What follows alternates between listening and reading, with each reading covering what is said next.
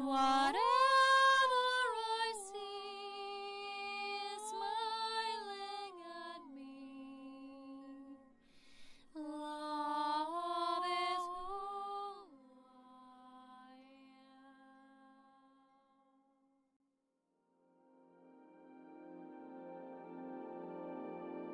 Hello there, beloved Ascension pioneers, and welcome to this Galactic update with me. So instead of an Ascension update, I wanted to do one of the last, because we are entering 2017 in just a few weeks. Galactic updates. I've done only a few this year. These are updates meant to bring us a deeper awareness of what's occurring within our ascension, also on a much deeper level that we're usually and most often aware of. So I will make some of the references as well to this book, The Convoluted Universe, Volume 4. And especially particular chapter for those of you who have this book. I know many of you do because you study this material. But for those of you who don't, if you ever get the book, I will reference what a deeper meaning that is associated with that will be about. So I will try to tune into, if I'm guided, because I'm taking a short holiday since 21st, which is the December solstice. Here in the Alps, it's a winter solstice. So welcome 2017 is, I will see if I'm called to do a channel 2017 preface video, which means that tuning into the energy and setting up the energy foundation for all those of us who are in the path of conscious self-mastery and conscious creation self. When we say masters, you know, it's very specific to, again, to put this into your heart, that the word master never truly implies someone else mastering or being a master for someone else. Like, we've had many gurus in the ages past, and people expected them. They wanted them to be masters. And just recently, I think I've seen someone saying, you know, you wanted a master, so I just played the role, but I'm not your master. In the new, I don't think it was Osho, he was speaking about how, in terms of the Buddhic revelations, so many centuries back, basically a prolific age back, it was this revelation that the Buddhic presence would come again after 25 centuries, and this is exactly at this pivotal time. But it wasn't relating to a specific enlightened being that we at that time knew as Buddha, because the enlightened ones never returned in such a way, but another extension that comes through the new masters. And this also meaning the masters that people are now, the inner master, sitting with the inner master, becoming aware of the inner master that is starting to awaken within us. And he said that in the new age it will be called a friend, simply a friend, that it will be more integrated in the earthly lives, in the earthly living. So everything I'm going to talk about in this video does apply, and I always say the vertical meeting the horizontal. So how are we living an integrated life as masters of the new, but living in a life that's not isolated, spending it somewhere in a cave, needing to be withdrawn from other people, that you still utilize your mastership, but always from creating your own reality first, and then everything that comes from there is just an invitation. It's holding a space for those within the group, but the group is seen more as a integrated community, and it can be global. It doesn't mean you just connect with a certain specific group that you can physically and tangibly relate to. The greatest paradox of truth is that actually once we start seeing that the tangible and the non-tangible reality, there's no difference between the two, the more multidimensional consciousness we can actually integrate. I have specific courses that I developed this year specifically for multidimensional mastery awareness. You can get those on my homepage. It's set up in a light. I will also be addressing some of the courses that apply to specific things here, because sometimes people ask me what's in my courses. So when I say about something about something I share, then I relate a specific course to it if you're guided to deepen your awareness and the comprehension of what lies as this new awakening preface that we're all experiencing somehow in our alternate realities, in a way. So everything that we've been going through in the past few years has been a setting template, a foundation that we're building for this new integrated reality, so that the master and apprentice are no longer seen as two separate identities or entities.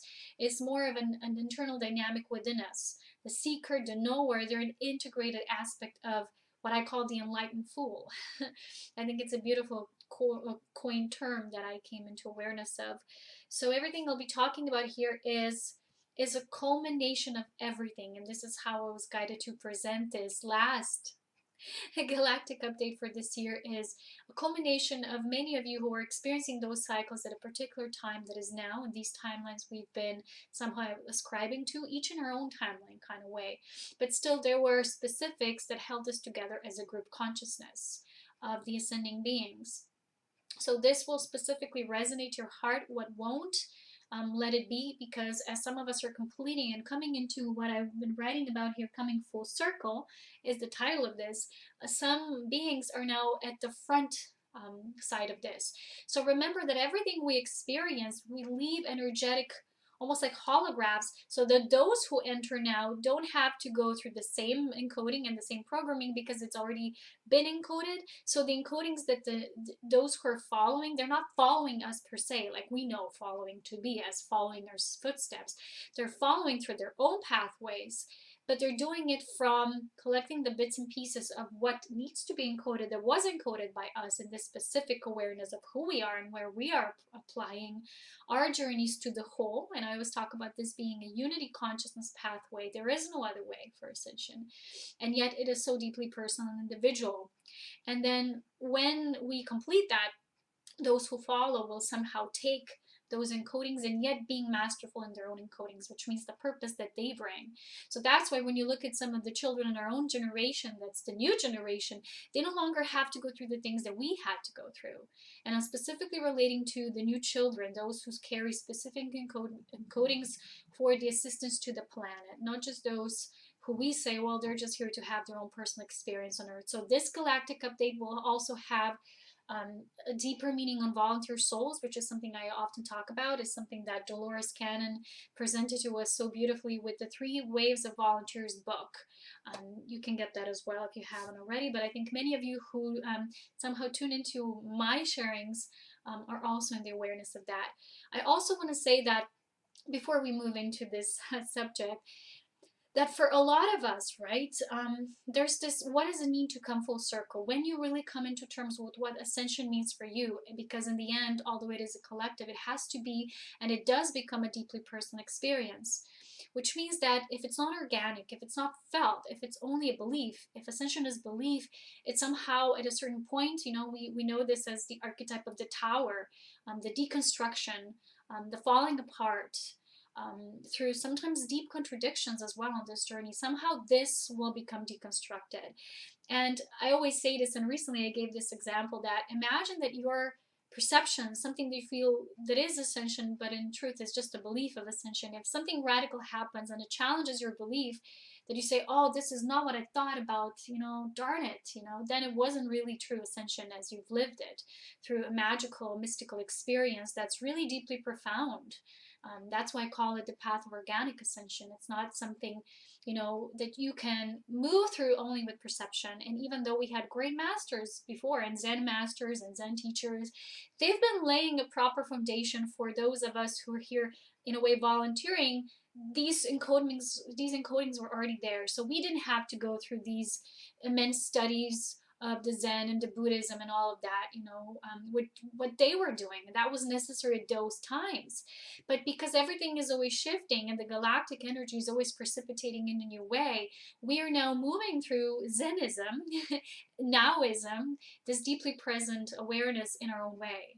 So if you see someone, and let's say someone is very hyperactive, and I like to talk fast sometimes as well, not always. Sometimes I talk slow, but because I have, let's say I want to compile this video in 1 hour so I can share it, so that's not like a whole day conversation where I'd be just slowly talking to you, which was different, and you were here sitting in front of me. You are in a way, but it's still different. So in that kind of way, that doesn't mean we're not masters, you know, of our own experience, because we're not talking a certain way. So what I'm also being shown that we had to let go during those cycles, many of the beliefs that the society at large has been holding about, okay, what it is a master, how you can be, how you cannot be at all, and what master should look like. We were dissolving a lot of that in the collective as well, because if the collective is not ready for new masters, which is many of us here have mastered our own domain, own personal reality and how we create it through complete infinite state of receptivity and allowance, then we cannot step to the forefront. We're going to remain hidden behind the scenes if the reality large is not open to receive that which simply is, because they have their own perceptions of, this can't be this way because they look this way, they talk this way, they're too young, they're like this, they don't have a beard, they're not a man, all these programmings. So a lot of us have been putting these new codes to the society at large that mastership is now more integrated. And these can be ordinary people from all walks of life who've simply done the artwork of refining their own selves and their own souls, which is not becoming better, the bettering of humanity, but is the refinement of what already is. As our inner sparkling diamond, there was lots of codes for diamond consciousness, but it's again not something we can pick up from many sharings or a lot of these new age teachings. It's something that we're either experiencing or not. So in this video, I will talk to you also about these light activations and from my own personal experience, because it was felt when I went through it.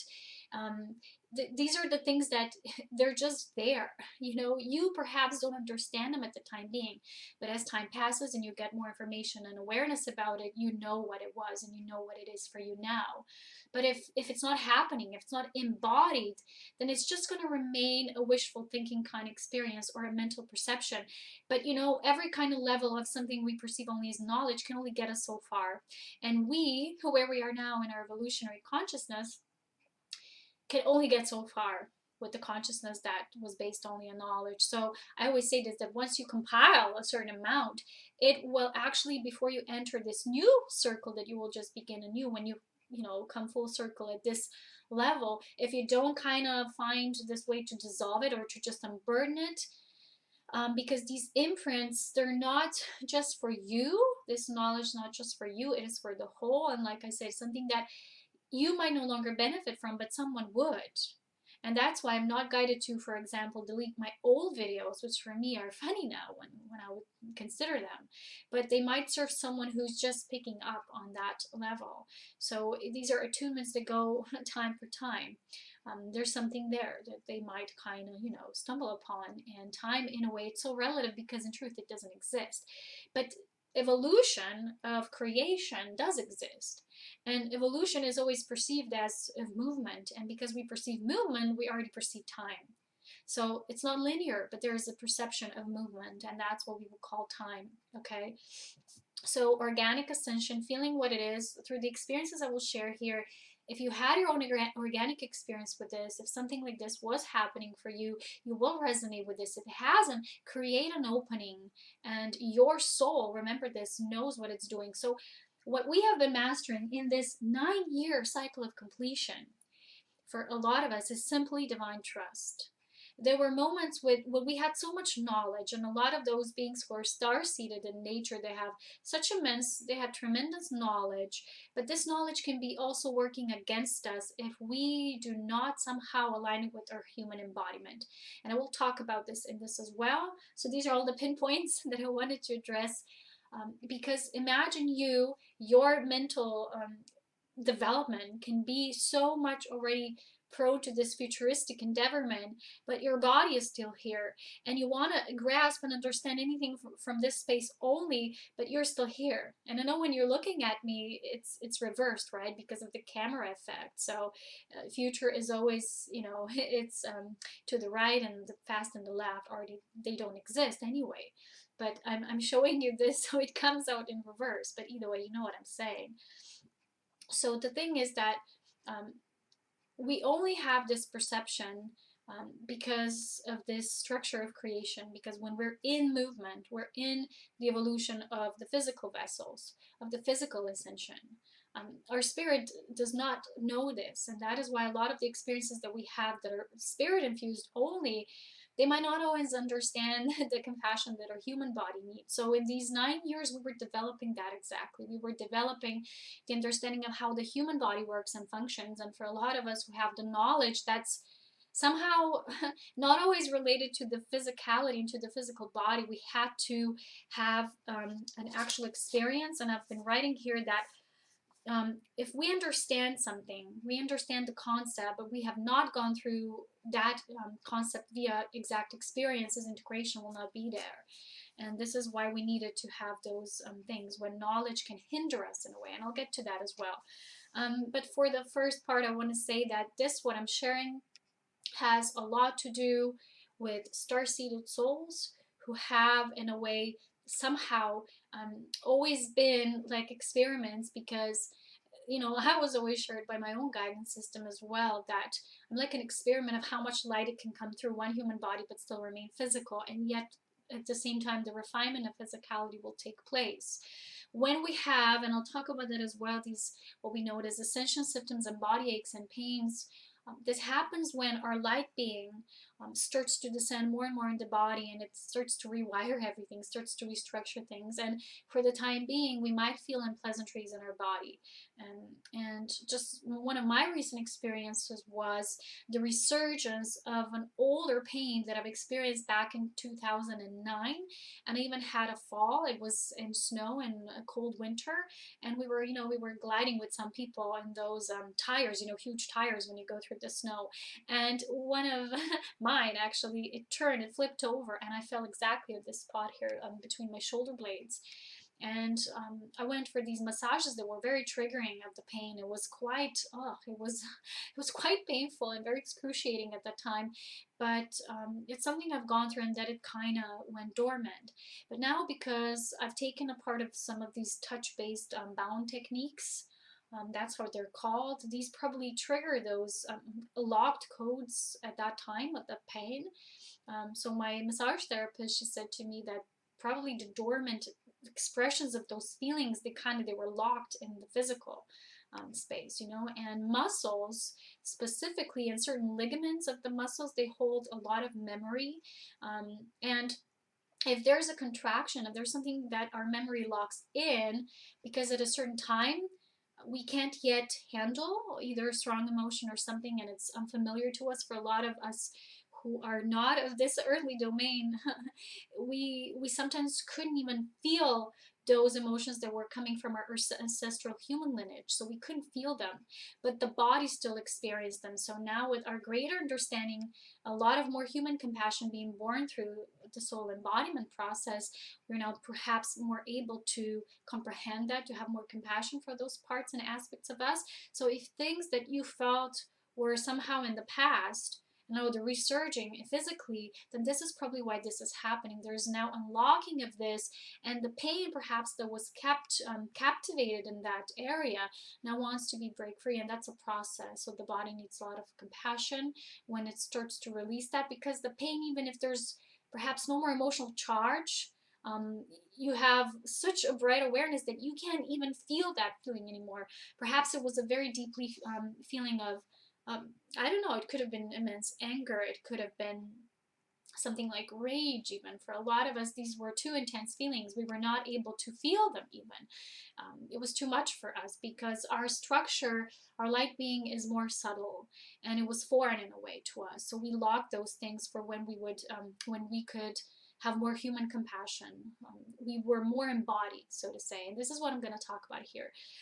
So if you want to have an understanding of yourselves as an integrated being, not just your light body, but the merging of that with your physical essence, your physical structure, your template, your temple of the soul for the soul, that's now becoming more and more in the body. And recently Spirit shared with me that the spirit has never been so embodied as we have the potential to be expressing now. And because of these experiments that a lot of us have been holding for populace at large, so we were ourselves experiments of how much these downloads and how much our light being can come into form.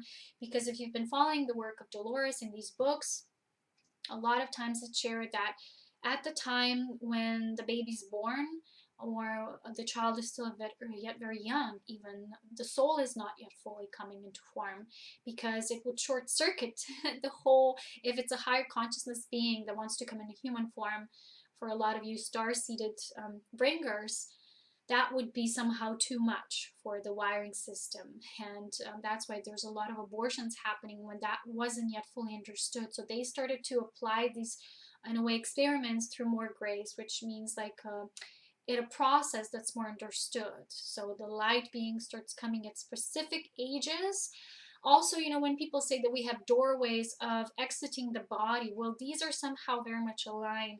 So we always have this free will as well, whether we choose to exit if we no longer want to be part of this experiment, or what people used to call, or still calling, the walk-in souls. There would be exchange of energy of different individuals, or you would take in more of that soul embodiment. So perhaps in your timeline you've had these experiences, sometimes even psychic phenomena that at that time you could not understand, but these were all bigger parts of you coming in. These are more multidimensional aspects of you that were ready to come into form, and that's again what I'm going to talk about. So this was all for the purpose of integrating our soul embodiment. If you feel you're in this path, or if by the resonance of what I'm going to share in more in depth as we move a little deeper, if you somehow feel the pull, please take the soul embodiment course, because it will show you more of that conscious integration. It's my last course for this year. Next year we will see what comes through, if something comes through that way. I'm thinking, and I'm getting already the guidance, that there will be some advanced courses that perhaps are going to follow through the lines of what I already shared, but in a more expanded way, because we always receive as much as we're ready to take in on that level. That's how I always get things. So where to start? Well, first of all, coming for full circle again, that is not for everyone, because, well, we're all coming into a certain full circle. The nature of creation and our evolution state is cyclical, right? So we come out, we come back again, but this time when we come back again, the cycle of completion is, in a way, it's fruitful now. You know, when the seed is only a seed, it's protected, it has a hard coating, but once it starts sprouting, it gets vulnerable, right? So this is how it feels for us when we move out into the creation. It's the unknown, it's what will we experience. And just in this chapter, right, in this book, there's this beautiful chapter. It's chapter 23, and it's called Separating from Source. It's shared that Earth is so mysterious that no one actually knows the outcome of these, even when you have these agreements of pure souls coming that are directly source coming through in this plane of existence. Basically, these planetary embodiments are like stations, and there's a choosing of whether it's a cyclical experience that you choose to go in it for your own learning, for your own growth in terms of your soul's evolution, or if there's an agreement to participate in the attunement of the harmonic resonance with the planet that was out of tune. The planet was out of balance, so many chose to came in, and they're doing at that specific time frame. The work is for the planet. It's planetary mission. It's not it's a feeling that you perhaps have felt yourself if you are part of this mission team, that your life does not just belong to you. I know it's funny because we are masters, we're our own sovereigns, but it's not like that. It's you are complete, you are your own individuum, but it feels in a way that you also are part of something bigger than yourself. There's a voice guiding you that is not just the voice of your tiny little separate self, but you're a part of some unity collective, also the collectives of other worlds, the associations of worlds that are here to serve Earth at this specific time. Humanity is a part of that Earth. It's not separate. Again, it's not like you're serving humanity or you're serving Earth. It's one and the same. So okay, so this coming full circle for a lot of you will relate to what I'm specifically sharing here. So before we have those happy holidays, right? And I feel myself, the 21st, the solstice day will be very immense in terms of the pillar that we have been, a lot of us have been. It's almost like what I'm being shown is that we were each taking on our own stellar gateway, and it's almost like, if you imagine, we have highways, right? We have highway road system on Earth. We were almost like templates for creating those interstellar highways, so that the direct transmission of the stellar frequencies and us here as Earth counterparts at this time, we were not just Earth counterparts, but as we're in this body, we had to be. And as it's shared in this book, these beings who were in that experience, they said, well, from times past, past, we could do it just from the above when we did the activation parts, but it got too dense, like being stuck in tar, right?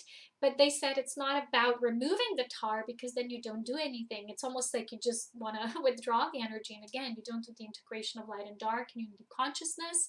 You don't do the polarized opposites coming together, all these counterparts that we're now, those of you who are in the path of cosmic union, we're basically always negating, we're always pushing away one aspect, right? So the whole deal was to come in the experience, to come in this form, and from within to transform it. And that's what we said we're going to do. So I'm being shown right now that we each we're building up this pillar of light, and specific geographical locations that were the densest. These were actually, why were they the densest, is because they had the greatest potential. So there was greatest matrix encoding there. There wasn't within unity.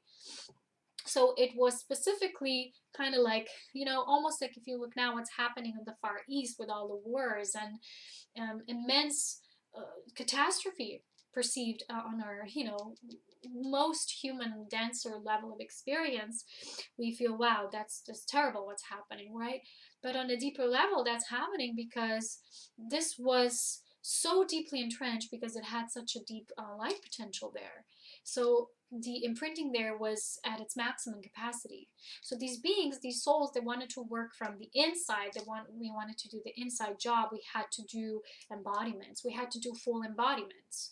So we said, okay, we're not going to just do maybe 50% of embodiment. We said we're going to do as maximum capacity as we could for the transference of energy. It's almost like we become the stellar gateway. We don't just have a stellar gateway chakra, but our whole being becomes almost like a super cosmic highway to connect with these otherworldly light realities, so we can become an infusion of that.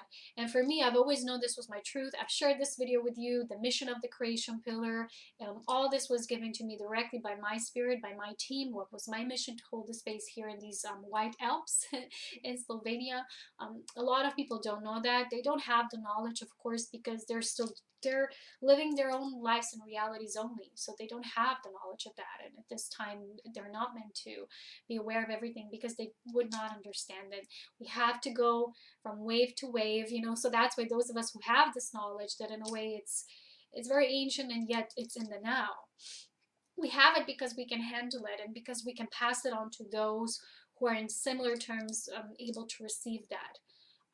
Who are also being triggered in such a way on this path. So the thing was, this inside job, right? We needed to transform the energies. That's why we needed to embody. So the more our light is embodied, the more we work with what I call the spiritualization of our life force, the meeting, the merging point with the life force that this human body that we have is capable of holding, and sometimes it's not at its maximum capacity.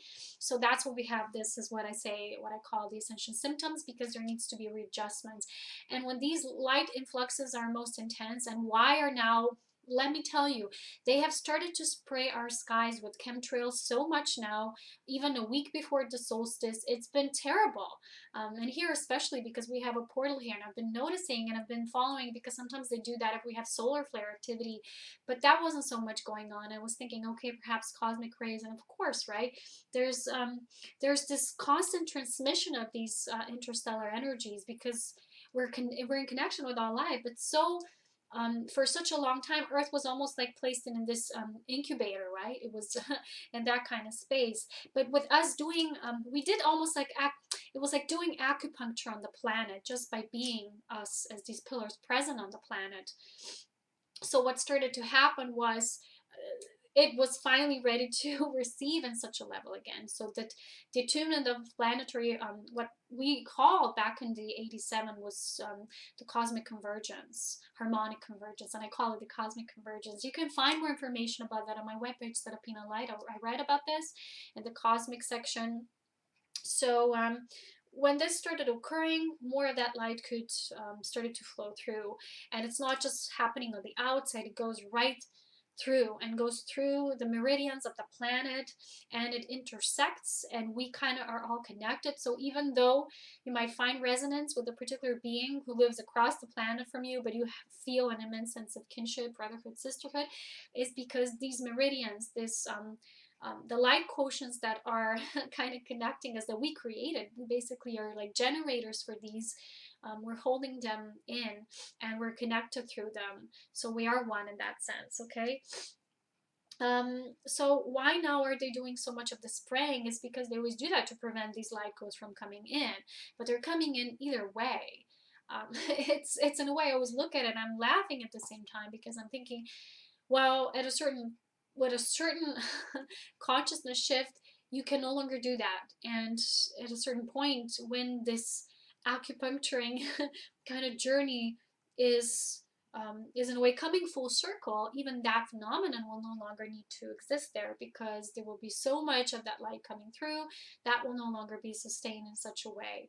But none of us truly knows in our physical human sense, because we do live through the human perception. And that's the beauty of it, because we're not meant to know everything. We're not meant to be, oh, yeah, I get everything. I know everything. No, no one at this time is not meant to know, because you could be not just you, right? But what I'm just like in this direct transmission right now. This is not written here, right? This is a direct transmission I'm receiving now, because we're all one, right? And because there's a thought transfer that occurs not just between those of us who are connected, but also a lot of those who are keeping the information and want to keep it just for themselves, and in these secret societies, and they only want to keep the knowledge just for themselves.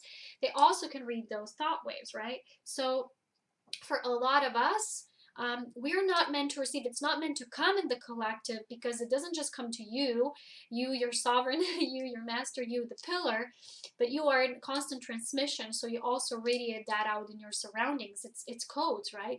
It doesn't necessarily need to be spoken out, but it goes out. So in that case, what that means is that it will always be known to you as much as it's for the greater good. That's what I receive right now. So don't think it's about, wow, I feel like I'm this galactic being. I feel I have this greater awareness and mission, but somehow I don't remember it all. And it has nothing to do at all with you not knowing. It's just that the shield is self-preservatory, which means we always get for the greater good of the unity collective, okay? So now let's talk about what's actually on the board. This was a direct transmission. And let's see what we can actually encapsulate together. So basically, those of you who've been on this timeline of what I perceive as this first wave of our ascension have been already having before, or at that time, 2012 gateway, have received your awakenings, which were, again, like I say, they were structured through your soul. Our awakening is always designed by our soul. So that is why each and every time we want to wake someone else up or share information with someone that's not ready and been prepared, have been receiving that template through their own soul, then we're going against the natural stream of life. So that's why it's important for us to share with those who are in resonance, who are in tune, and let everything else occur naturally, okay? So the integration of the soul embodiment, it always takes place through waves of the interception, the meeting place, of how much the preparation work has been done on your physical body, so that the soul embodiment can be intact for you. So I'm going to tell you through my own example, because this is the best way for me to share this. I'm sorry about my nose. In winter time, I always get very allergic to, because we're indoors more than in the summer, I get very allergic to these materials that in clothes that can gather a lot of dust. So if my nose gets like this, very cloggy, it's usually I'm a very sensitive being, so that's what happens, okay? So if I sound like an elephant for a while, please excuse me. Okay, squeeze me. So the integration of soul embodiment, for me, my first conscious experience of this was in 10-10-10. So this was the 10-10 portal of 2010. That was the year for me. And this was my first dream of being activated by these ET sounds and vibration that was non-earthly of origin. And when I woke up from that, almost like a sleep paralysis, which in a way is an altered state of consciousness that you're feeling. For me, it felt scary at that time, because I didn't know what it was, and I wanted to run away from it, although where could I run, right? So I didn't understand back at that time, but later I was shown that this timeline of the 2012, so for me it had to be, it had to be a little before everyone else, because I was meant to guide a specific group. So for me it already happened then. But why also then is because they said the 111 was it was almost like that new beginning code that was triggered. It wasn't just 10, 10, 10, it was also 1, 1, 1. So for me, this reset into this whole new reality was triggered at that time. Okay, so the timeline of the 2012 for me, as an alignment with the embodiment, was that from 2010 to 2013, so it's basically, let's say in rough terms, 3 years, I have received these light activations into my body. So I could not understand them at that time. But when I was reading some of the books, and then now specifically this one, is described as well as the soul that comes in, the light being particle, the higher consciousness, multidimensional aspect of us starts to come more into body. Before, it wasn't time, or it wasn't a part of your agreement, and you knew exactly when this was to take place for you.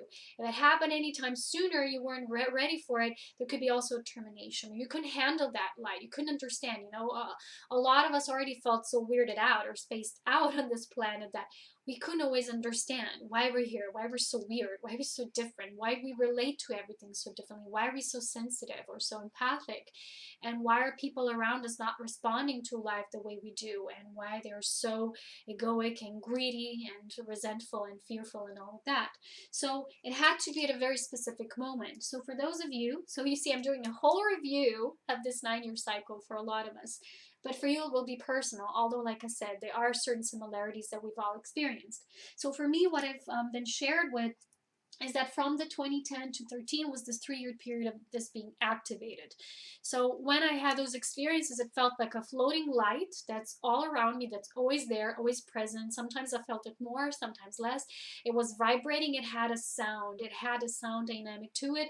It wasn't just a light that I saw even when I just closed my eyes in these altered sleep states. You go back to my old videos, I talked about this. I talked about light activations. It's around these years, I think especially in 2011, I spoke about this a lot. So if you're new, right? So later, next 3 years, this suddenly just stopped. And I didn't understand back then at that time. I thought it was a rewiring. I thought it was I was being somehow healed. I didn't know. It's in a way, it's a once synthesized journey. It's what it was. It was all of it at the same time, but mostly was about this bigger aspect of me, this cosmic aspect of me starting to come into my body, the light being starting to come in my body. And when we had those experiences, literal occurrences, we felt them. We will be able to assist those people who will, for the first time in their life, start to receive these higher counterparts of who they are. Okay, so the next 3 years, and the funny thing is when that was complete, I was suddenly guided to move to the Alps. And this is where you've seen me now for the last 3 years and a half, right? So since 2013, this is when I moved here. It was in August, to 2016, which is now a culmination. This was a 7-year journey in that degree. But altogether, even the preparation for the awakening, it was 9 years. And a lot of us really deeply correspond to that. It was all designed. So for this part, it was more focused for me on the embodiment part. I'm not saying these two processes are separate. And you can learn more about this in my self-mastery courses, because I have a specific course that speaks exactly about the nature of physical ascension, the 3 waves, so the 3 processes, the activation, the ascending, the descending, and the overlighting experiences when we move out again with our master self and overlight with this new light that moves through every particle of our experience. And this is where, for me, most of the energy was placed in. And this summer, I felt this soul embodiment as the strongest descent than ever before. Like I was shared, Spirit said, never before so much of spirit could be incarnate in the body. Could be so much embodied, because first of all, a lot of people feel, well, we have a soul, we all have a soul, but they live such a minimum essence of that soul that's almost like we perceive them as they have no soul. Of course, every soul is soul, but how much it's actually encapsulated in the human body, for some beings that can be so minimum that we say, wow, I remember even Osho said in one of his scriptures that people translated, was sure that some people just don't have it, and someone else said it before, I don't know who it was, and that's how we perceive it, because it's so at minimum that quotient of light through the embodiment of soul. But never before, like Spirit said, for many of us have been this embodiment felt so strongly That's why after this period, after this summer of 2016, I was guided to do the soul embodiment course, which I strongly recommend to everyone. If you feel you're somehow feeling the differences, you feel you're no longer connecting with some beings or entities or whatever on the outside, everything now moved in your body. And for me, that was a radical experience at that time, because I went from always feeling this presence to feeling nothing. And it was scary. And I felt I was so connected when I felt that, right? It wasn't about just the connectedness. You see, everything started becoming about the embodiment. And then I felt like this, the team, I always felt like a part of this council of the light. And then I no longer felt it. And one day I remember I got this specific feeling and calling and guidance that this is now living in me. This is now embodied. I gather all these multidimensional aspects of me. And I teach this as well in my Cosmic Beloved course, how you can assist yourself into this embodiment through conscious relationships that are you meeting in your life. Because why? Volunteer souls who come into embodiments, they don't have such a specific human templating reference, as well as we receive what's called the imprinting, because everything and all knowledge, all experiences are available to all. But from the human experience, we still need to go through it. So we had to, for example, had immense triggers through relationships that some people would call and reference as karmic, but for volunteer souls, they're not karmic. These are trigger relationships. What they are is catalysts for our expansion in the physical form. And like I said before, you might have the understanding and the concept, but have not gone through the exact experience, through the feeling, and that's what needs to happen. So this knowledge can be so much perceived as this greater awareness, and I had it as well, but I needed the human counterpart experience. So that's why these trigger relationships come. These are usually beings who are not of the same vibration as you are, because they are most influential in the way to make you shift your consciousness. They bring it into embodiment. These most radical changes, you would perceive them as the tower relationships. And in my Cosmic Beloved course, I talk about the harmonious and the challenging aspects, and we need both, right? Because through the harmonious we integrate, and through these radical challengers we activate. So okay, so these are some of the timelines. You have to tune into yourself to feel where you are. Whether you feel you're coming full circle, whether you're just beginning, it doesn't matter. But you might be coming into full circle, and perhaps for a lot of people that is karmic. They're completing these just personal realities, and they're expanding. They're moving into the outer regions of the what I call it, the concentric circles, pardon me. They're moving into these more external regions of it, and their journey is becoming more of a wholesome experience. It's no longer just me, myself, my family, my kids, my job, my degree, my money, blah, blah, blah, right? It's becoming more of a wow, me as in me on this planet, and what a me, no longer feeling so much as me, but individuum, and yet individuum of service to the planetary shift, okay? So if you are feeling that, you're definitely traveling somewhere in these cycles. So I've said for myself, these were 3 years of immense activation, and then 3 years of descension, which was all for the purpose of embodiment, the embodiment of our extraterrestrial counterpart, which is a light being counterpart. And when people talk about the Merkaba, the Star of David, the light body formation, and the merging of that, we might have an understanding again that's conceptual. But a lot of us had this as a feeling. So probably what I felt at that time, which was this floating light, was I felt my own light being, which is like Merkaba is the spinning, rotating light body formation. And at that time, I was still such a newbie to this, right? I was like, what is this? You know, we get scared. And even when you read this book, most of the people, they had these hypnotic regressions, and they say, well, that wasn't scary. That was a natural process that I've chosen. But the being that's in the body was scared because they did not understand what it's about. They thought, oh, it was an alien abduction or whatever, but it wasn't.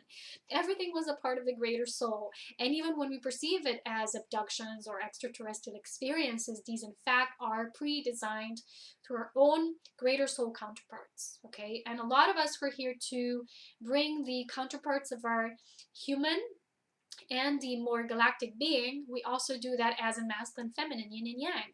So we follow these journeys in the horizontal sense through merging of the feminine and masculine qualities of a being, merging them more and more into becoming androgynous. So if you can see in this video, I'm telling you a recap of all my videos. Basically, that's what I was somehow guided to do, because we are such a strong culmination, completion energy, and this, if you are in this wave, can be to the betterment of your understanding of this, not to the betterment of you. Again, you are not in need of becoming any better.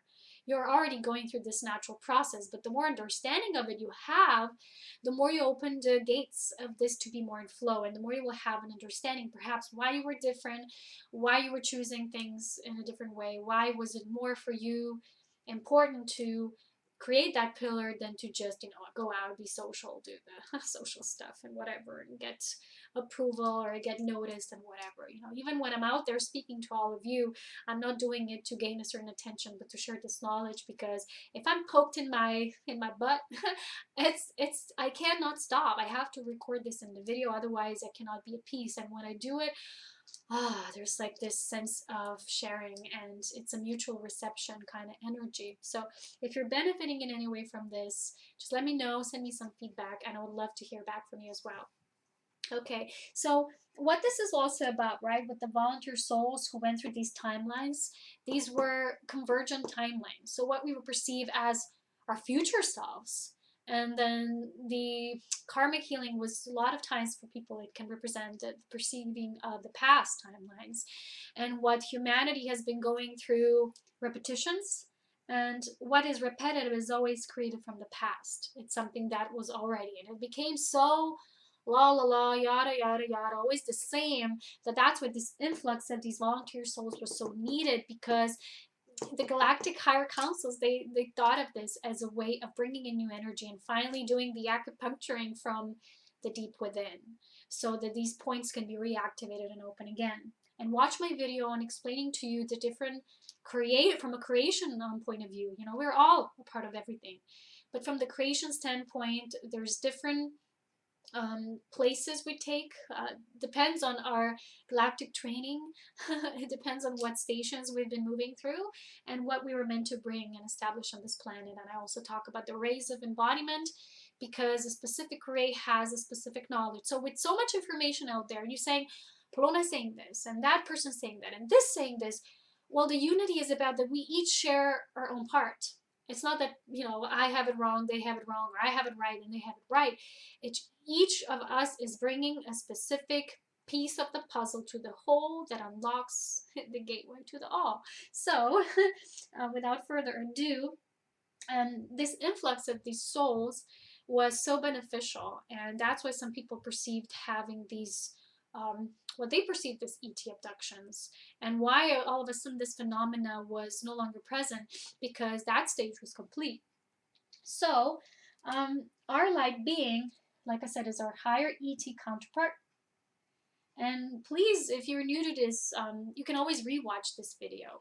Or if you want to go deeper into these concepts, take my Cosmic Convergence workshop or the Galactic Signature, which is to read your star map so that you have more understanding of the origin. Recently, I'm moving a lot again into the studying of this nature and the degrees and all of that. I want to move more into the complexities of that, and I really feel called to do the advanced course for those of you who have already done the first part, because I feel there's more. There always is, and it will start coming when we're ready, when the group is ready. So as many of you who, if you do the Galactic Signature course, there will be a specific spin-off again, and it's almost like, you have a comedy show and then you have a spin-off. So that kind of thing. When there's a completion on that level, there can be a spin-off and that new level we're entering into. So that's kind of like we're feeling now. We're a spin-off of the self that is, and it's always been, and it's an eternal self that's within us. But in terms of creation and our evolution there, we're perceiving ourselves as spin-offs of this, what we already acquired. So the preparation of our earthly vessels were a part of this, was a strong part of this, because the earthly vessels needed to be at a certain strength and stamina to receive a certain amount of light. I always had to do immense physical training with a lot of physical activity. There's a lot of people who talk about spirituality as in terms of you're just meditating, you're just being out there. Perhaps if your mission is not to bring in such complex higher energies, has nothing to do with you not now being enlightened if you don't do so much physical activity. It has nothing to do with that. But when I share about this, is from the perspective that if you're meant to bring in more energies, your body has to be stronger in a way. So let's say that before you came into this embodiment, and just today during my run, I had this epiphany that, you know, we all sometimes say, my genetics isn't perfect because my dad gave me these bad teeth, or my mom gave me this weird complexion, or a bowel sensitivity, or, you know, whatever we've felt that we've also taken on as energetic imprints from our ancestral lineages. But I was getting this vision that we've all been almost like completely in awareness of why we're choosing this as our family, in terms of what kind of DNA, physical structuring, physical patterning we will receive, because it had to in a way still match our soul lineage. So if our soul lineage was more in terms of we needed to bring here lots of emotional healing for the people, lots of feeling, it was more important from us to choose parents who were very compassionate, who were more open, who would love you, as in terms they wouldn't imprint so much of their beliefs onto you. So you would preferably choose that than, you know, they would give you great teas or something like that, the genetics. So we've chosen the genetics through these preferences. You know, I don't have perfect teeth. I had very gentle, fragile teeth, and my nails as well.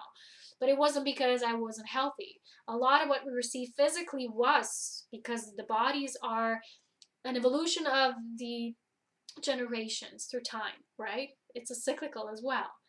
But for us, it was for the advantages that we will need most for our missions. So when I look at the nature of why I actually chosen my parents, it makes a lot of sense, because they kind of never imprinted me with, you should be like this, this should be like that. They were always so open, you know, they were just always so loving, you know, and I knew that that for me was a priority, rather than, okay, you know, they gave me this complexion or this hair or whatever, you know, that was not so much important to what we needed for the mission. Okay, so that's one thing today I was called to say. The preparation for the earthly vessels means that when there will be enough body work, that your soul knows how much it can infuse through. So it's always a cooperation. It's always a meeting space.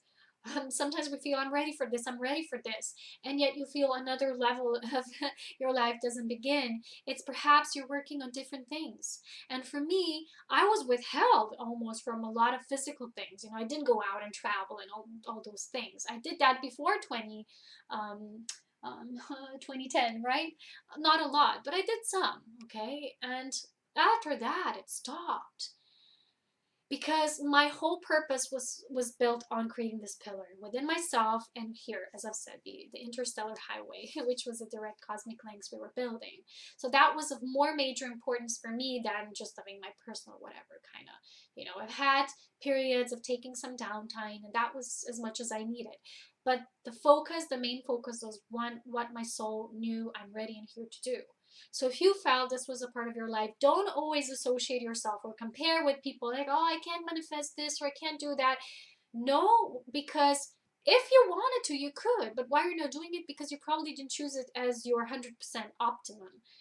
You said, okay, I could, but it doesn't bring me that much joy as being here and doing this and that, you know? We choose as in accordance to our soul. And that's why the higher integration of trust was so important.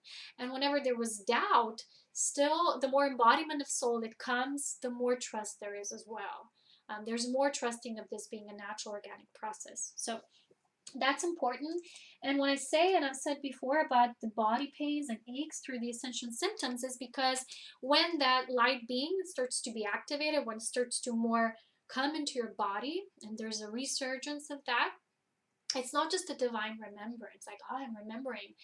It will be a journey of your being moving through every crack and crevice of your body. So wherever there were certain points in your body that either there were strong human-related emotions from a human rainbow spectrum experience, that for a lot of souls that was very random.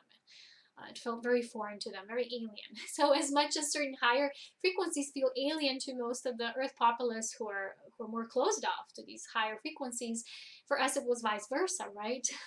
So these things were locked in the body, like I said, up until the time where our bodies received enough human compassion, human relating understanding, which occurred through these human triggers, the relationships, especially with the people who are not of our like vibration. Just recently someone said, and I really resonated with that, that people who are of our like frequency, they usually can move us forward. We share this shared space with them. It's all good and it's all harmonious, but it doesn't bring us that, that quantum leap jump into the next state, which sometimes we experience through drastic shock even, okay? So that's why this deficit of energy is sometimes created, and this deficit is an expression of that radical non-compatibility sometimes even, because we had to integrate the outer counterpart. So this had to come in such a way for us so that we could develop the full understanding of how the human process is. Okay, so with these symptoms is simply the assimilations and the adjustments that are taking place through the body as the light being starts to move more in my soul embodiment course. So take that. Okay, so these short circuits, right? I also want to talk about that. The short circuits, you have the cable, right? The plug and the cord. I mean what's called the locket. So where this electricity, the wiring is at. There's still a lot of beings who experience trauma, and every time something was recreated as an experience of that, there was a feeling of again being taken more out of the body, and sometimes we call this the short circuiting. But a lot of beings tried to understand that with the mind, and we wanted to be more in the connection again. A lot of people did so much physical work to reconnect. There you have a reconnection therapy, Reiki, massage, this and that, and all of these are okay and well, but only to set up the foundation. The true reconnection only takes place and is a paradox when you fully let go, because you know that as your human self, you can never do as much as your soul is naturally already doing through you. So it is a paradox, and in a way we have to let go and allow the body to do that natural healing, because the body is the highest recipient now of the soul's life force. So it has so much knowledge. When we let go, this mind will no longer interrupt with the process. Like I said, a lot of beings who have high mental capacity, the body still needs to catch up. So there's parts of us, like I've written here, we're catching up with ourselves. This is with ourselves. And what this means is working with the deficit energy. What this means is as if you have a relationship and something's lacking there, or you had an experience in something and there wasn't like this mutual reciprocity, is because us as a being at large, we needed that deficit. So we ourselves could do the integration, but bring that into our own embodiment. I've spoken about this in my Divine Reunion, the coming together, the true message for unity video. Take a look at that, because there I explain this more, and why it's called the integration of the counterpart. Why this is important for us, those of us who want to live true unity in the embodiment, not just in the vertical enlightenment, but in our embodied soul enlightenment. Okay, so what this means, this short circuiting, right, is a lot of people who've chosen that and chosen those traumas, and I've written here in the end, is that we're choosing the challenges for specific assistance, right? And these were necessarily for earth embodiment. All of these external triggers that we had. So if we had a specific strong experience, or a lot of people already in their childhoods, those traumas were actually triggers because that pathway was set upon of this self-seeking and healing. Because when you find it, but you don't find it with that seeking, when the seeking actually stops, and this is when you come to a point of this maturity, when you come full circle, you come back into yourself, you become an enlightened fool. You're no longer just working at this from your higher cosmic mind, but you also come back, bring that to the human counterpart. It's like this. It's actually like this. That's what I'm being shown, right? They're in constant correspondence. And in the end, when we're really in resonance, it's like this. And when we're truly embodying it, it's just like this. It's just like a constant. It's like a constant flow.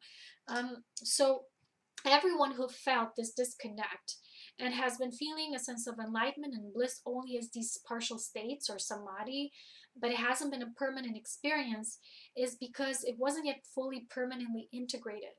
This paradox wasn't yet fully received, which is that complete trust that in a certain part, you become aware that, well, it's an organic experience, right? If we take a look back, those years of mine when I went through these activations for a few years, I could not change it. It just happened every time I went to sleep. And those next 3 years, I couldn't change it. I couldn't force those experiences because they were no longer there, because they were already complete. They've completed their purpose. And every time I went to sleep, I had these weird astral dreams and assisting people and doing this and that and training and mastery and it's a different level. So we cannot actually do anything rather than just be ourselves in the moment, because our soul has a bigger understanding. And it's not this soul that we say, I'm this person right now, I have a soul. No, the soul is over beaming, permeating all, such a huge essence that you can't just relate it to, you as a you right now, me sitting here.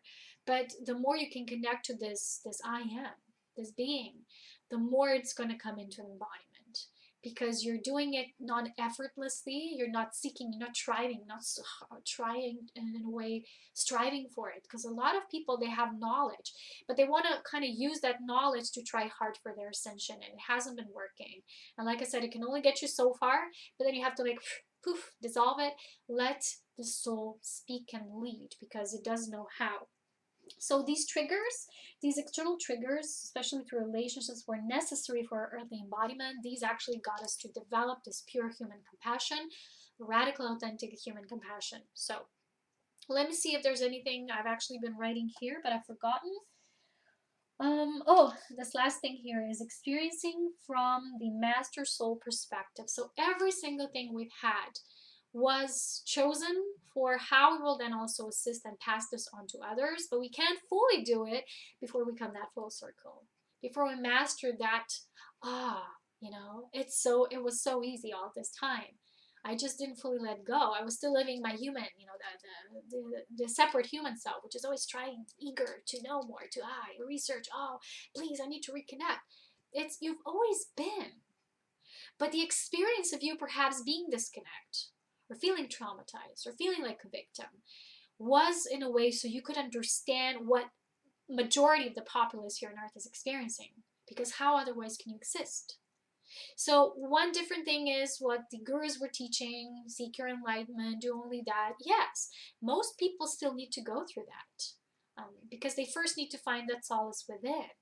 But for those of us who are from the volunteer soul cycles and experiments, we are doing this not just for us. We've done it. We know. We've come here for the compassion of the whole. We were sent here by ourselves, of course. Don't ever go into the victim mode and say, who sent me here? I'm not supposed to be here. Well, if you're different, if you're somehow resonating with at least a part of this, you are a part of this.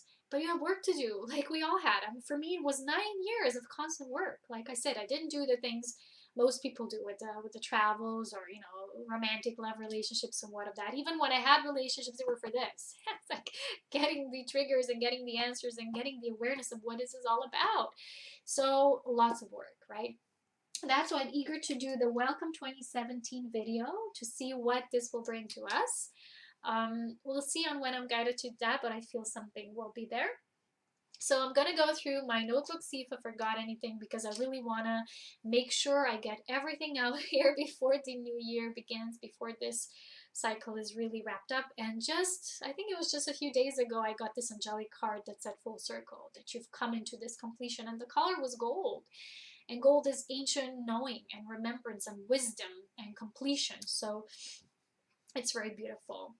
So what I also want to say is that like I said before, the majority of this message is about that never so much light, so much spirit, life force has been embodied as it is now.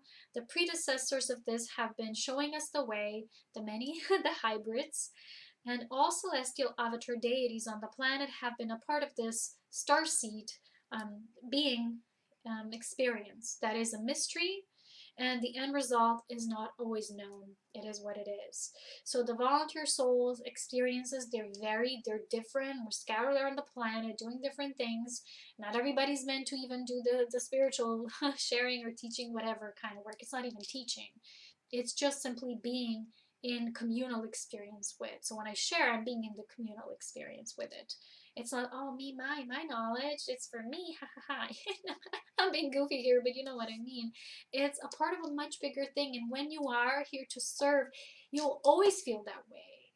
Whatever you do, you won't feel it's just for you. Sometimes I love to do oracles, but when I do an oracle just for me, it always feels flat. I'm like, what am I thinking? It's just not me. It's not how I'm programmed. I'm not designed that way. And when I do daily messages and I put it out there, I'm complete, I hope, because I'm living my dharmic expression. And some people are so good at reading on personal levels because they're just awesome that way, but it doesn't function for me. So my message here is do what makes you feel full inside, because that is always your dharma. That is always what you're meant to be doing. But we each have to discover the feeling of bliss that is generated by that being in that authentic alignment. And I'm coming here to this point of putting in a question. Recently, someone asked me, because I've spoken about in my previous videos about radical authentic self-expression, and the person said to me, yeah, but a lot of people think they're living their authentic selves, but they're not, and they're going on the wrong path. But how do you actually know you're being authentic? How do you know? What's the knowing part of this that you can really rely on? And it's kind of hard to answer that question, because it asks of you something that you cannot share, because the knowing that you are authentic is a knowing. And a knowing can never be brought forth. It can never be shared in a way like, yes, this is it. Oh, now you're being authentic. Oh, you've got it, you know. It's an inner alignment that for some souls, it takes lifetimes of experiences to practice, that they really come into their essence. For a lot of the journeys they've been taking on, for a lot of souls, have been just scraping the surface. They're doing many things, you know, tuning in, but the radical self essence that's underneath it all, the being, the consciousness, has been evasive because of that, because the other pursuits were so dominant. But the understanding of, well, then someone thinks they are, but they're not, so they're following the wrong path. Again, I would not kind of agree with that, because even that which our human brain would say that's wrong because they're not living their highest expression, even that wrong is a jumping board. It's a trigger for them to know more about themselves. But you know, there's different levels of authenticity. Like there's different degrees of how you love, moving from personal love. You know, the me, mine, right? And I love that because it's mine. I love this pen. You know, I bought it. I actually don't love it because it's not that good to write on. You always have to do like this. But anyway, it's essences. It's like I always tell you this from stories, and some people live on the realms of stories, and that's their experience, and it's not wrong. How can you say, well, then they're not living their true authenticity, so they go and pursue the wrong path? You, from your standpoint, and your standpoint in evolution, which might be different, and you're seeing much more at large, but you can, in a way, interfere with their development. And that's what we've been trying to do for ages. We've been trying to think everyone has to be how we are and where we are. But the biggest unity concept is we will never be at the same point, because we still yet remain individuals. But our individuality, when expressed through unity, is for me the only true authentic expression that's radical, that's real authenticity, because it serves unity consciousness. So in a way, my answer would be, if that serves what you are, a greater large unity, and that will always be connected with your dharma in this moment. And a lot of it is written in your chart. And that's why I say take the Galactic Signature course, so you can learn how to be attuned with your own dharmic purpose. But again, it will still be a personal experience for one person. And if they're still living on the realms of stories or then archetypes, you know, then you have essences and then you have the core. It depends. But on each level, there's something that we're taking from it, that the soul will take from it. And even when we say it's been repetitive and they've been repeating the lessons, I didn't see, they didn't learn. Well, it's just been their experience and just is.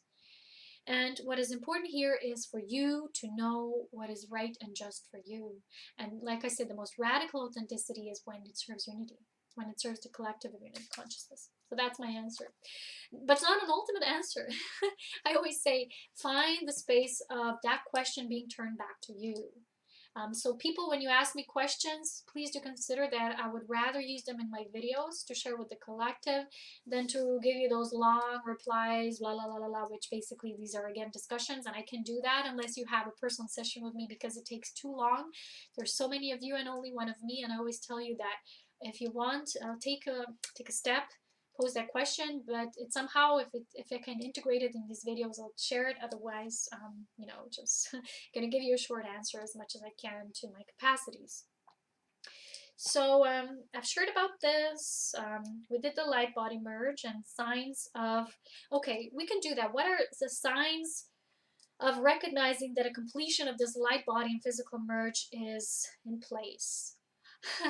um, because someone might think, well, if you're still having ascension symptoms, the light body, human body is not fully merged, right?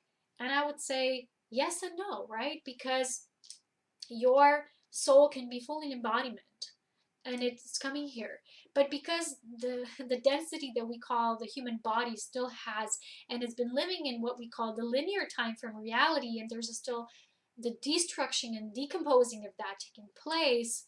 From our linear perspective, it might feel, wow, it takes time and the body's still adjusting and having the symptoms. But at the same time, the soul is already in the body. You have this great lighthouse capacity, and yet it doesn't mean now because you're merged with your light body, now you won't have still human aches and pains. I wouldn't say that. So imagine the density that's your human body. Like I say, it's catching up. The bodies are catching up, and I will always say this because there's so many teachers teaching about these things being activated, super rays, galactic rays, and they're all about the light. I'm all about the embodiment. And embodiment is not just the light. When the light moves into what is the shadow, like I say, every crack and crevice of the human embodiment, it will have to go through everything, every layer, every stage. And it is a part to play in, and it's beautiful. It's a process, like a birth of a child, right? So it's interesting, 9 months, right? And now we're completing a 9 year cycle. So I'm interested to see what this new would bring.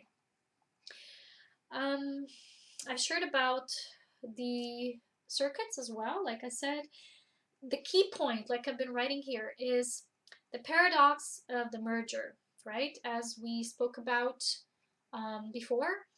So making it a permanent experience is the key, and that is the trusting in this being an organic experience. So that's the second key message of this video, is knowing that sometimes the knowledge can hinder us and that our mental understanding can be in the way if it overrides the other, what we call the lower four bodies. When we know how to get them harmonized, that they're all working in harmony, intact, this is what I believe is that the human light body integration would be really complete. And from a linear and the dense reality of our physical body and how it's been structured, that is still an ongoing process, and yet the soul is already, for a lot of us, it's embodied. It's not just a light being that's waiting to come at an appropriate time. And for those of you who are in that level, you will start getting those activations here, light activated. So check those videos of the old from 2011, 2010, something like that. So if our mental body prevails without integration of, for example, the emotional body, this phasing up or catching up will start to occur. These triggers, as these relationships, will serve as these intersection points. So if you have gone to really master and received a new level of awareness, but you have not yet had the physical experience, that's when the intersection will happen. You will get a radical experience or a relationship that will move you physically into the embracing that awareness from a physical standpoint of your body. It's just how it is with our physical ascension. Those of us who are sharing about this, we've not read it anywhere. I've been going through it myself. That's why I'm sharing it. And that every course, the beloved courses that are about the union, that are about the integration through these relationships so that we master our enlightened partnership in the physical, they're shared through my exact physical experiences and literally feeling and knowing ascension as truth. Because if your ascension is it's not even ascension, it's, let's say it's a belief. And I recently shared this with someone I've had a session with very short while ago. And I said to them, imagine you trusting ascension, but one day something happens and let's say it doesn't go as you've planned. You don't move to this higher space, or let's say the earth ends, or whatever it happens. But for a master soul, from the master soul's perspective, right? You felt the ascension. You've seen the transformation. You've seen you undergoing from this caterpillar to this butterfly, and you've known yourself to, I'm not the same. I've never undergone such a consciousness change, and it affected my body. It affected everything. It's an experience so rich, but If it's just a belief, no, Ascension has to be this wow, fanatical experience and boom, boom. And if it becomes too radical, it does lead to fanatic tendencies. And that's why people are trying to spread those false gospels, which are based on fanatic beliefs. They're not physical experiences. That's why people are praying and hoping for that, or the messiahs, or whatever, or saviors, or, because they're not having their own experience. And those of us who are, we're sometimes being ridiculed for spreading lies because we're so radical in our consciousness expression, because we're not in fear of sharing this. So if you had masters of the past who often were also not just loved but also hated, is because they shared radical concepts that we're now living. We're actually living them. They're not just teachings from books. And now those of us who are living them, we can also be seen as misfits and weirdos and rebels or whatever, until we show with our example that for us it's really a physical experience. So when I share with you my blogs, these are shared in the Diary of the Ascension Pioneer. I share also pictures and photographs. Why? It's not because, oh look, this is how it is. It's because these pictures, they emanate energy. It's from me, it's from the Alps, it's beautiful energy flowing through. It's meant to be shown that I live that kind of life. And recently I was asked, so this what you do with the videos or whatever, is this just one aspect of you? What's the other aspect of you, right? Do you live another life? I'm like, oh, I was laughing. I'm like, this is it. What you see, what you get with me. I'm so transparent is because I have nothing to hide. And everything I've ever gone through is mostly in my videos. I have nothing to hide. That's all I live for. And yes, I don't do many other things, but this is all of it. And it takes hours and hours of conscious reflection and pondering and activations and the guidance receiving and being in nature and then putting it in words, scriptures, videos, and all of that. It's devotion that is ongoing. And that's why I perhaps didn't have in these 9-year cycle experiences that other people had, because this was my main focus. So I don't have an alternate self blown up behind the screens. Okay, in my real life, I'm more real. It's just me, and I'm sometimes goofy and more playful because in the videos I share knowledge, and then we don't get to have a party and hang out, but perhaps maybe one day in the retreats here in the Alps we will. But I'm saying is my life is integrated. It's not this and that. It's what you see is what you get. So this is my livelihood. This is the main source of my origin. This is what I'm meant to do here, and it's all one, right? So it's an integrated experience.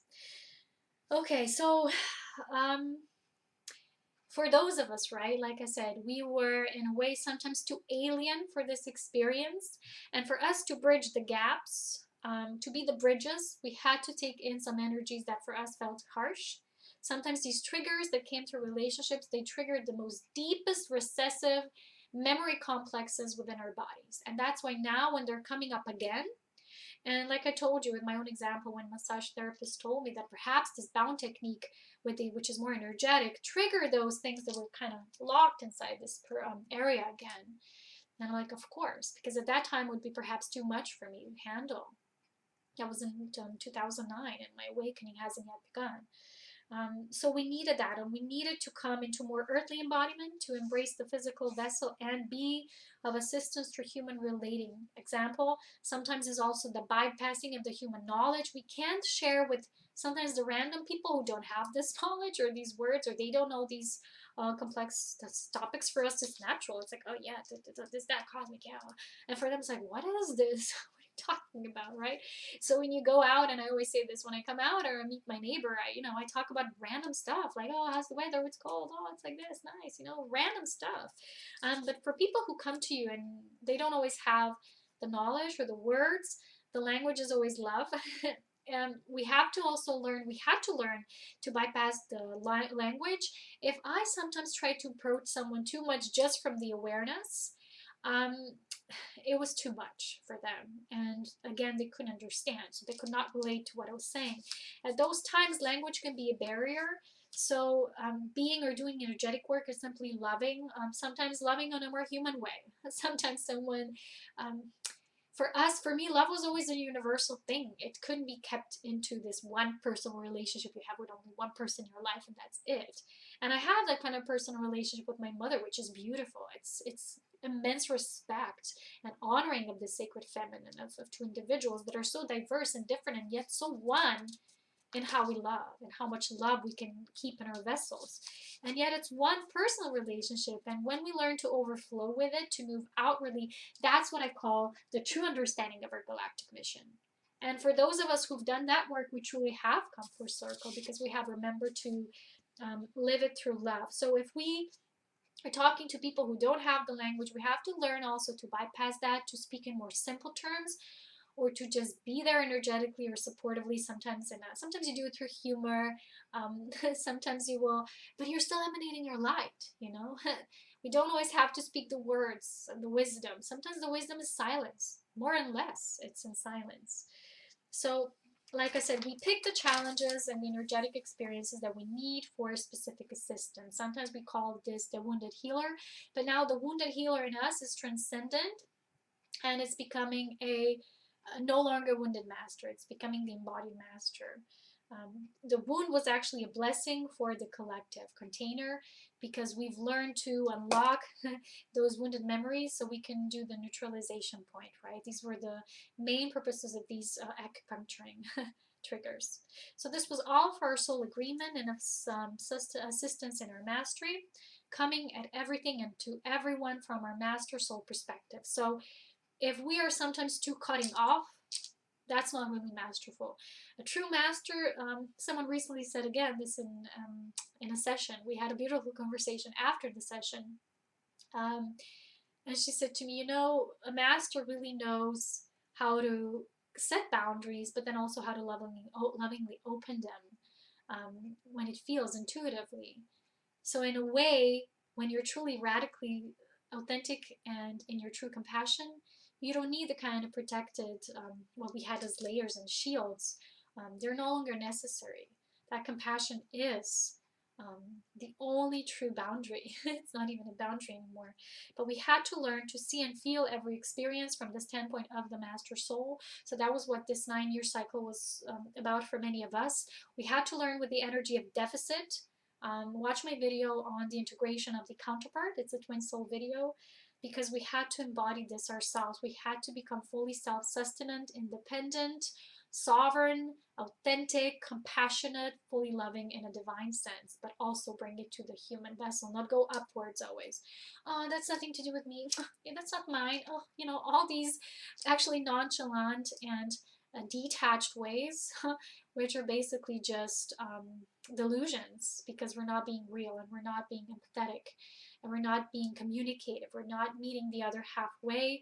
We're actually being ignorant and stubborn, so it's not really coming from our master soul. If there's any kind of things you're still feeling you're wrapping up, make those amends, write letters to people, but don't expect them to write back to you, especially if it's family, because I was recently really pinpointed at this via this session someone had with me, and it was about this family kind of healing. Even though we do work for our own mastery, if it's something we feel it's still in our lineage, we have to do that. We have to open up a pathway there, because those who know do the work. If someone's very much in ego and stubborn and feeling separate, they're not going to do the step.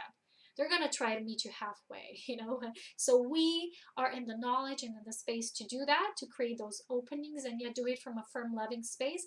Because before, we perhaps did not yet have such a powerful space where we kind of still feel another kind of it's in a way they could dominate us, or we could still fall into their patterns because we were still too empathic. But now we're becoming compassionate, which is neutral and non-attached, not the same as detached, which is ignorant. And that means that we always have to ask the question, in this case, what would the master in me do? And don't do the, oh, they did that, they started it, but they don't want to, they're not at the same level of understanding, they blah, blah, blah, blah. It doesn't matter. We create pathways, we create openings. If that for the other occurs in that lifetime, in a few years, perhaps in a few months, maybe even tomorrow, maybe someone's ready. Or perhaps not, but we're still planting seeds of this Christed consciousness. So this conscious engagement with the world and everyone we know is our graduation point of coming into first circle. And what I want to do now is give a cute clap for those of us who've done this and are wrapping up these final checking of the dots and these things. So address those things, try to address the things perhaps through automatic writing or in your meditative space, or when you're out in nature, engage in contemplative, non-thinking, but contemplative engagement. It's not the same as thinking, right? meditation, which is present awareness, shedding light of the awareness onto these things with love. So do that. And like I said, if you want to do these courses, try to do them towards the end of the year. It's the strongest now, most potent, because we're completing. But Mercury's retrograde as well now, which is a perfect time for us to go deeper within. And it's in Capricorn, I think. And Capricorn is that stamina, it's tenacity, it's boldness, it's courage, it's persistence, it is moving forth with fortitude. And a lot of us had to be really courageous during the last few years. So, again, congratulations. I love you all so very much. Thank you for staying tuned in.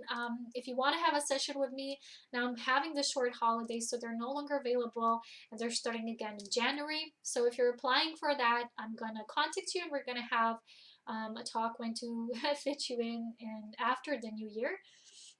And I really put it into all of your hearts. Take some downtime, because for me, this holiday will not just be about being festive or whatever. It is a strong celebration and culmination point, but as well, it's so much to check those dots, really feel if there's anything else. Where's the energy? Where's my life force inviting me? Am I still having some unfinished business? Do that now, because the energy is never so potent as now. So the solstice is a strong trigger point. It's a point that adds the other pillar to that which we've experienced in 2012. So for a lot of you, you will feel the sense of completion. How you will feel it, I cannot tell you, because I'm not your master or guru, but from my own experience, I can tell you that the most deepest truths that arise within you are that which you cannot describe, but you simply feel it, and that's how you will know. It is something that you won't be able to say to another, oh, I know this is true and I know I've completed, because you'll be lost for words. You're just gonna laugh. You say, oh, it's just a feeling.